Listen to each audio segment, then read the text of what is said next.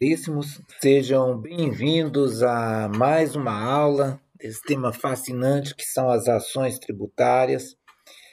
E vamos avançar hoje sobre a ação de repetição de indébito tributário, também chamada ação de restituição tributária, ou simplesmente ação de repetição tributária, tá? São denominações que vocês vão encontrar. A expressão consagrada é essa que consta aqui no slide, repetição tributária. A fundamentação está no artigo 165 do nosso Código Tributário Nacional, que diz o seguinte: o sujeito passivo, quer dizer, aquele que é responsável pelo cumprimento da obrigação tributária, tem direito, independente de prévio protesto, à repetição do indébito. Indébito é aquilo que ele pagou indevidamente. Por isso que se fala em repetição, tem débito tributário, ou seja, ação para receber o que ele pagou de forma indevida. Tá? Aqui nós temos a nossa querida linha cronológica do direito tributário, que nós vamos relembrar porque nela, além do desenvolvimento do direito tributário, nós vamos pontuando onde entra cada uma das ações tributárias. Bem, inicialmente nós temos a hipótese de incidência, que é a previsão legal, genérica, abstrata. Depois nós temos o fato gerador, que é a ocorrência em concreto da hipótese de incidência. E o fato gerador, ele gera o quê? A obrigação jurídico-tributária, obrigação tributária, com todos os elementos do direito obrigacional. Quais são? Sujeito ativo, que é o credor, que é a fazenda pública, sujeito passivo, que é o devedor, um objeto, que é o objeto da prestação, que no direito tributário pode ser dar, na modalidade pecúnia, pagar, tá? Ou na modalidade de fazer, e aí nós temos as obrigações tributárias acessórias, ok? Nós temos o lançamento, que é o ato administrativo, que verifica a ocorrência do fato gerador, declara a existência da obrigação tributária e constitui o crédito tributário. Então, anterior ao lançamento, nós temos a decadência do direito de constituir o crédito tributário. Posterior ao lançamento, nós temos a prescrição da cobrança do crédito tributário. Então, sempre que a gente se falar em decadência do direito, nós estamos falando em decadência do direito de constituir o crédito tributário. Após a constituição do crédito tributário, nós temos prescrição. Nós já vimos a ação declaratória, que ela se volta a declarar a inexistência de uma obrigação tributária, de uma relação obrigacional entre o sujeito passivo e o fisco. Tá? Nós já vimos a ação anulatória, que objetiva a desconstituição do crédito tributário pela anulação do lançamento. E hoje nós vamos ver a ação de repetição de indébito tributário, a ação de restituição tributária, ok? Bem, a ação de restituição tributária, ela pressupõe a ocorrência do crédito tributário e do lançamento.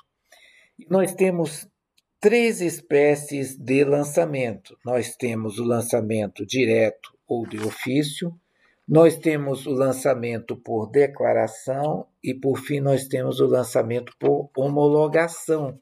Sempre aqui, né, falando de lançamento. O lançamento direto ou de ofício, ele ocorre quando? Quando a autoridade fiscal, ela constitui o crédito, ela faz o lançamento, tá? O contribuinte é notificado e paga o crédito tributário com a extinção e ocorre a extinção do crédito tributário pelo pagamento, tá? Mas e o contribuinte, numa fase posterior, verifica que pagou a mais, tá? E quais os impostos que o lançamento se dá direto ou de ofício pela administração pública? Nós temos geralmente IPTU e IPVA.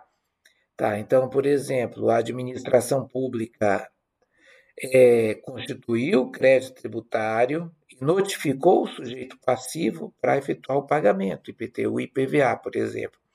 O sujeito passivo efetua o pagamento, depois ele verifica que pagou a mais, porque a base de cálculo estava errada, a alíquota estava errada, ou houve um erro em relação ao sujeito passivo da obrigação, ele pagou o IPTU do vizinho e por engano veio para ele. Então, esse é o lançamento direto ou de ofício.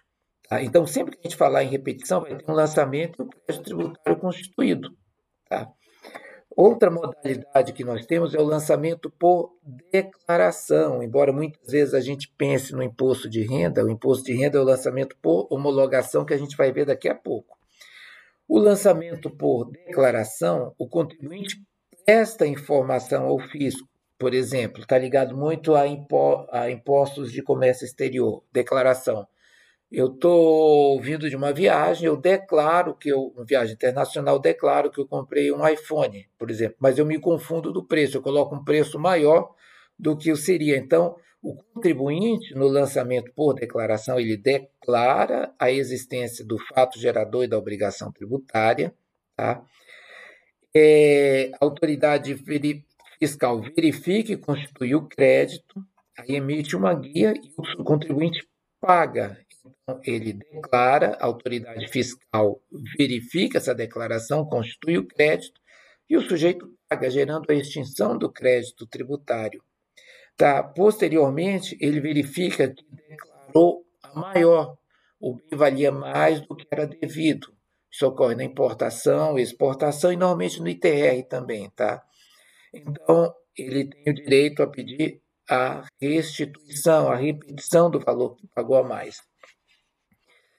Por fim, nós temos o lançamento por homologação. Então, nós já vimos o lançamento por declaração, que foi esse agora, o lançamento de ofício ou direto, e agora nós vamos ver o lançamento por homologação. Nesse, o contribuinte ele lança e paga antecipadamente, tá? Ele paga antecipadamente o tributo e o fisco tem 5 anos para homologar esse pagamento e extinguir o crédito tributário. Após o pagamento, o sujeito passivo ele verifica que pagou de forma equivocada, pagou a mais, e tem o prazo para pedir a restituição. Tá? O prazo é de 5 anos a contar da homologação do crédito do pagamento. Tá? E que impostos isso ocorre? Normalmente, imposto de renda, ICMS, IPI, PIS e COFINS. Tá? Ok, pessoal? Então, só repetindo, o lançamento ele pode ser direto, tá? Quando a fazenda o faz, ou também chamado de ofício, ele pode ser por declaração do contribuinte, declara, a autoridade fiscal constitui o crédito, ele paga, ou ele pode fazer o lançamento, constituir o crédito e efetuar o pagamento, sujeito a homologação pela Fazenda Pública. Okay? Vamos ver aqui a definição da ação de repetição. No direito tributário, a repetição de indébito é o direito subjetivo, ou seja, é o direito personalíssimo do contribuinte de reaver valores pagos indevidamente ou em montante superior ao devido, a título de tributo ou penalidade pecuniária, acrescido de correção monetária, que é a atualização do valor que foi pago e, quando cabível, juros moratórios. Fundamentação legal, artigo 65 ao 69 do Código Tributário, 876 e seguintes do Código Civil, que trata da repetição de indébito, e a jurisprudência do STJ e do STF sobre devolução de tributos pagos indevidamente ou a maior. Tá? Hipótese de cabimento. Nós temos hipótese de cabimento, nós temos no caso de cobrança, no lançamento direto de ofício, ou pagamento espontâneo, no caso de lançamento por homologação ou por declaração de tributo indevido ou maior que o devido. Então, cobrança ou pagamento espontâneo. Nós temos na hipótese de erro da identificação do sujeito passivo, ou seja, dos elementos da obrigação, sujeito ativo e sujeito passivo. O sujeito passivo é o contribuinte. Então, erro no contribuinte, que era obrigado a pagar, na alíquota aplicável, a alíquota é o percentual que se joga em cima da base de cálculo, que é no montante, ou na elaboração ou conferência do documento de arrecadação, errou-se no valor que constava na guia de recolhimento, no documento de arrecadação. Também uma outra hipótese é reforma, anulação ou revogação ou rescisão de decisão condenatória, de decisão que determinava o pagamento. Reforma, anulação, revogação ou rescisão. Caso prescricional, pessoal, nós temos 5 anos contados da data da extinção do crédito tributário. Aqui, voltando para cá. Então, sempre para cá a gente fala de prescrição. 5 anos contados da decisão, da data da extinção do crédito tributário pelo pagamento indevido, ou seja, o pagamento é uma das formas de extinção do crédito tributário. Então, extinto o crédito tributário, você tem 5 anos para pedir a restituição da homologação tácita ou expressa do lançamento por homologação, que é o caso de imposto de renda, ICMS. Então, aqui a data da extinção do crédito tributário, no caso de lançamento direto ou por declaração, tá? E no caso de lançamento por homologação, a partir da lançamento por homologação, a partir da homologação expressa do lançamento por homologação. E 2 anos contados contra a decisão administrativa que denegar restituição. Então, 5 anos nas hipóteses de lançamento e 2 anos da decisão administrativa que denegar o pedido administrativo de restituição. Formas de restituição. Quando a gente fala em formas de restituição, nós temos que pensar nos procedimentos de restituição.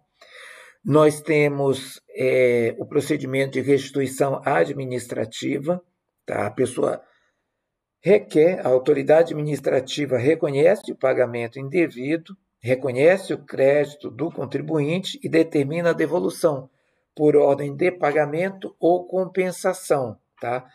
Então, a compensação com débitos tributários vincendos que vencerão, ou, na hipótese 2, pagamento em dinheiro. Via procedimento administrativo, a autoridade emitirá uma ordem de pagamento, ok? Então, administrativamente, nós temos a compensação ou pagamento em dinheiro, tá? No procedimento judicial, nós temos o pagamento em dinheiro. A autoridade administrativa não se recusou a deferir a restituição administrativa, ou o próprio contribuinte preferiu ir diretamente para a via judicial. Esse procedimento judicial, essa ordem para pagamento judicial, ela se dará por 2 formas, por precatório ou por RPV, que é requisição de pequeno valor. A RPV ela vem prevista na 12.153, que é a Lei dos Juizados Fazendários. Ela é de dezembro de 2009. O precatório está no artigo 100 da Constituição Federal. O RPV, no estado de Roraima, ele é de 17 salários mínimos. Ele é um procedimento simplificado de pagamento. Já sai uma ordem do juiz para a autoridade administrativa proceder ao pagamento. Tá, para a Fazenda Pública. E em relação ao município, é de 17 salários mínimos. Quem quiser se aprofundar sobre o tema, no estado é a Lei 1.635 de 2022, que fixou em 17 salários mínimos, e no município é a Lei 1.249, que fixou em 15 salários mínimos. Tá? Vamos descendo aqui. Questão da legitimidade para pedir a repetição de indébito. Nós temos a questão do contribuinte de direito, que é quem pagou, e contribuinte de fato. Tá? Contribuinte de direito é quem figura como sujeito passivo da obrigação tributária. Pela definição do CTN, é aquele que tem relação direta com a situação de fato que gerou a obrigação tributária. E o contribuinte de fato é quem suporta o ônus. Então, alguns tributos podem ser repassados para o contribuinte final, que é quem suporta o encargo tributário. Tá? São chamados os tributos indiretos, e no caso de restituição, da hipótese de tributos indiretos, como ICMS, ele deve demonstrar que esse encargo tributário não foi repassado adiante. Exemplo, contribuinte direto, imposto de renda, né? Aqui os requisitos da petição são os mesmos do anterior, o juízo a quem é dirigido, se for um tributo federal para a Fazenda Federal contra a União, tributo estadual municipal contra o Estado, qualificação das partes, situação de fatos, fundamentos jurídicos do pedido, pedidos e seus elementos, valor da causa, provam que o autor pretende demonstrar a verdade dos fatos, opção pela realização ou não de audiência de conciliação. Sempre importante fazer. Aqui nós temos a diferença das ações. A declaratória ela é anterior ao lançamento do crédito tributário, a ação de repetição de indébito é posterior ao lançamento do crédito tributário. A ação declaratória visa declarar a inexistência de obrigação tributária. Ação de repetição de indébitos a parte do pressuposto do lançamento e da constituição do crédito. Tá? Então, essas são as diferenças. Em relação à ação anulatória, aqui, diferença em relação à ação anulatória e à ação de repetição de indébito, ambas partem do pressuposto do lançamento. A ação anulatória, ela quer declarar a inexistência, a invalidade do lançamento e, por consequente, a inexistência de crédito tributário e de obrigação de pagar, né, que é tudo nulo. A ação de repetição de indébito já parte do pressuposto do pagamento, ou seja, que o pagamento ocorreu, o crédito tributário foi constituído e que o pagamento foi indevido, ou porque foi maior, ou porque não deveria ter ocorrido. Então, essa é a diferença. Em relação ao mandado de segurança, ele tem prazo de 120 dias, é uma ação mais célere, mas o mandado de segurança, que voltar aqui, ele se presta para o futuro. Se eu já fiz o pagamento, eu quero reaver o que eu paguei, a ação é a repetição de indébito. O mandado de segurança, ele até se presta para reconhecer o direito, tá? Mas para valores futuros, não para o passado. No caso de uma alíquota que estava prevista de forma incorreta, tá? Mas para obter a reparação monetária do que foi pago, aqui a gente fala que ou seja, a compensação de crédito, a restituição do pagamento, o mandado de segurança não se presta para essa finalidade. E aqui, por fim, nós temos um exemplo de um enunciado de uma questão de repetição de indébito. O município publicou uma lei que alterou a forma de cobrança do ISS, incidente sobre serviços de advocacia. A nova lei determinou que, a partir do exercício, a base de cálculo para os advogados passaria a ser o preço do serviço, ou seja, o valor efetivamente recebido a título de honorários, substituindo o sistema anterior de cobrança por valor fixo anual. O advogado João da Silva, acreditando na legalidade da norma, recolheu integralmente, em fevereiro de 2025, o valor de R$ 18 mil a título de ISS, conforme lançamento efetuado pelo município. Posteriormente, em agosto de 2025, o tribunal declarou a inconstitucionalidade da lei municipal, reconhecendo a ilegalidade da nova forma de cálculo do imposto. Diante desse cenário, qual medida judicial cabível João poderá propor para reaver os valores pagos? Sempre que aparecer essa questão de reaver, no enunciado de uma prova, vocês já sabem que ele está falando de repetição, os valores pagos, tá? Então, pretérito, então é ação de repetição de indébito, tá? Você veja, ele tem o desenvolvimento da questão, ele fala da hipótese de incidência, que a lei determinou, ele fala acreditando que recolheu integralmente, ou seja, ele pagou, houve o lançamento, a constituição do crédito e o tributo e o pagamento, e com o pagamento a extinção do crédito tributário e da obrigação tributária. Posteriormente, o tribunal declarou inconstitucionalidade da lei, reconhecendo a ilegalidade da cobrança. Aqui a gente vem para as hipóteses, cadê? Estão bem aqui. Cadê? Reforma, anulação, revogação da condenação ao pagamento do tributo, ou seja, o tribunal declarou inconstitucionalidade da norma. Tá? E o que ele faz para reaver os valores pagos? Então, qual é a ação cabível? É a ação de repetição de indébito tributário. Pessoal, era isso. Muito obrigado. Até a nossa próxima aula.